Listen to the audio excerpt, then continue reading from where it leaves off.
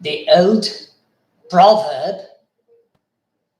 charity begins at home, is not merely a phrase, but it is very significant and real in all of our lives.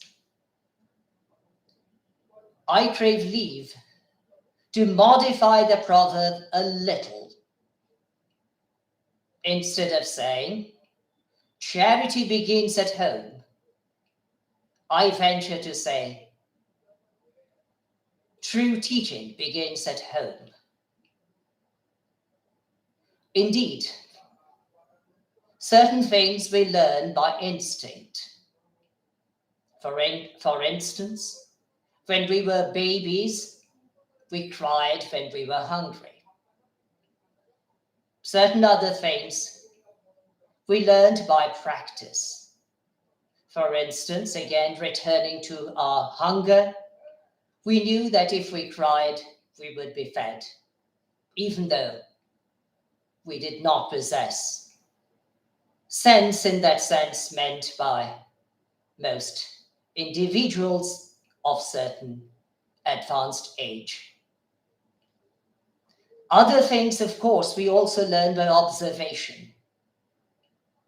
Fears occur on our minds because we sometimes hear of or hear about or even witness certain incidences which endanger others, and thus we learn not to expose ourselves to such dangers. While various and indeed a great variety of other things we learned because others helped and enabled us to do so. Believing in God the Almighty, I remain very grateful to Him for enabling me to be born in a family where I could appreciate, in the sense, if I may use the expression in inverted commas or in speech marks, even though I sometimes didn't like it, the teachings taught initially by my parents, by many of my relatives, friends of my parents, and others. But of course, while I was attending schools as a kindergartner or a nursery visitor, later a primary school, later secondary schools, both here in India and abroad, junior colleges, later other specific colleges and universities, I was taught various things by my teachers, lecturers, professors, many of whom are alas no longer alive today. But I do remember their teachings with all due gratitude while expressing my heartfelt thanks towards those who are still alive. But the most important thing to remember is that any kind of teaching which are taught us becomes meaningless and insignificant unless we, having learned those lessons, try to practice them in service of others based upon true humanity. Returning to my parents and family, I crave leave to say a few words. I remember quite vividly when I was a little boy of a considerable tender age, that someone came to our door asking for help. It was already quite late in the afternoon, or I should say mid-afternoon. And our teacher, I beg your pardon, our cook, having accomplished his duty, went off to meet his friends. My mother observed that the person who came to ask for help was also considerably hungry. It was a lady or a woman who came to our door. My mother took all of her midday meal, which she had not eaten, and sacrificed in the service of that particular person. She ate something else as supplement. On another occasion, I remember well, when I went on a walk with my late father, he observed a banana skins lying on the footpath, on a narrow footpath, fearing that someone might slip onto that banana skin and fall and injure himself or herself. He had no hesitation picking it up and putting it aside. Those things occurred not merely several years ago, but several decades ago. But I remember them quite vividly, and I learned to appreciate them. I learned to appreciate my parents' teaching that even if I had a pack of biscuits or a bar of chocolate or something to eat, I should share it with others who were present there. Even complete strangers like my fellow global children on those days, on a train, on a railway compartment along with us, sometimes on a public place or in a public house. And those were, of course, teachings too. I remain grateful to all those, regardless of their age, their own qualifications of various types or kinds, their backgrounds, who taught me. For instance, I remain grateful to young teenagers who taught me to ride a bicycle at Recklinghausen in Germany when I was already 17 years of age. I remain grateful to very young boys who taught me to swim at Bern in Switzerland when I was 20 years of age. They were my teachers too, because without their help, I would most probably not have learned to act in those manners which were taught me by them. Teaching does not necessarily mean that we have to attend a school or an educational institution, a college or a university.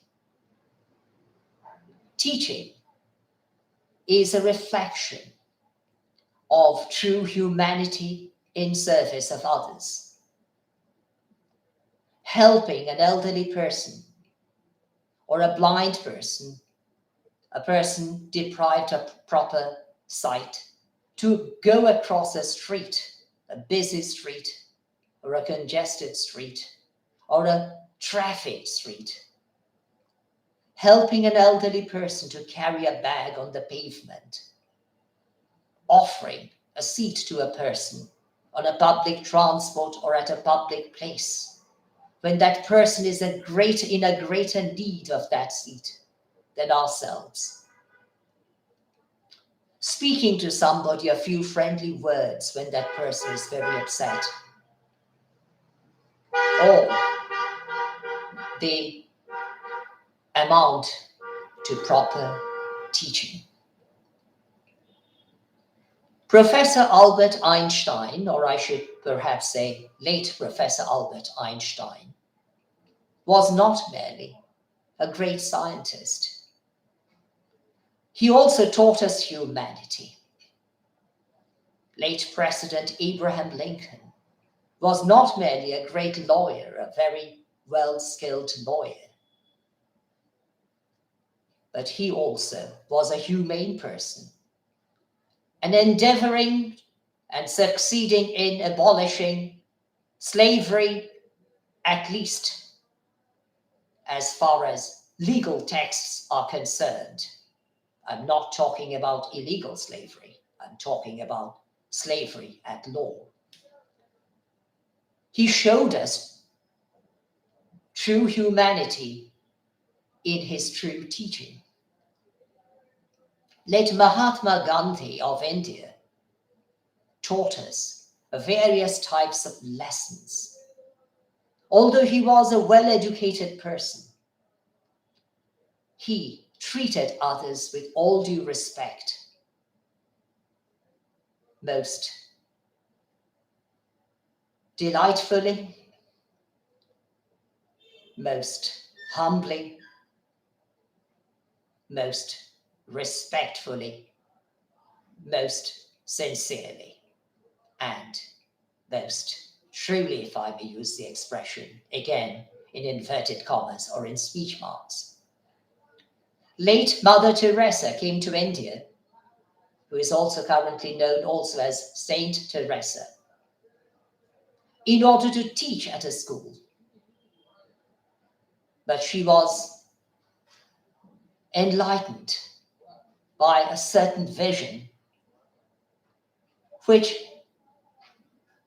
practically compelled and constrained her to return to this city of Calcutta and serve the poorest of the poor. That was the best teaching which she could teach us, to serve the ones in need. Her mission, or I should say predestined mission, which she could not anticipate earlier. She was going up to a hill station when she viewed certain things, and her attitude towards teaching, her perspective, her view changed completely. And she most certainly, although was not initially an Indian citizen, not born in India, neither brought up in India, but came to India, became one of the best citizens of India, my native land, my native country. Late President Nelson Mandela, showing forgiveness and tolerance towards those who persecuted him, who imprisoned him even for a period not shorter than 36 years, taught us the true doctrines of teaching. I remain very grateful to my former teachers who were patient enough to teach me, even those who, by criticizing me, taught various things. While not forgetting my teachers at the nursery school, Mr. and Mrs. Dattu Fatka of Sani Preparatory School Nursery. Later, many teachers at Behala Shikayat, a Bengali medium school, at which I was enrolled for many years. Thereafter, at Mount Hermon School in Darjeeling. Later, the International School of Bern in Switzerland. Later, Wellesley Hall at Oxford, and Capital College in London.